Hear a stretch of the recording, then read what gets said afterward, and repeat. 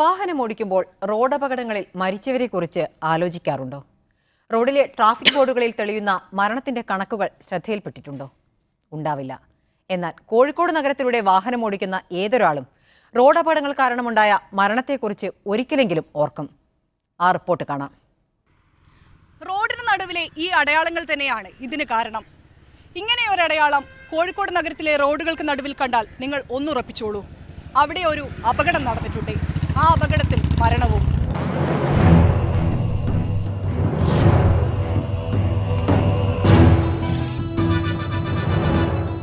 വാഹനാപകടങ്ങളിൽ ജീവൻ നഷ്ടമായവരെ ഓർമ്മിപ്പിക്കുന്നതാണ് റോഡിൽ മഞ്ഞ നിറത്തിന്റെ പശ്ചാത്തലത്തിൽ രക്തത്തിന്റെ നിറം കൊണ്ട് വരയ്ക്കുന്ന ഈ ബ്ലാക്ക് സ്പോട്ടുകൾ.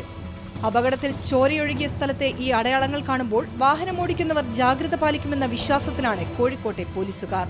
ഇപ്പോൾ ഓടിക്കുന്ന മറ്റ് വാഹനത്തിന്റെ ഡ്രൈവർമാരെ ഒന്ന് ഓർമ്മപ്പെടുത്തുകയാണ്.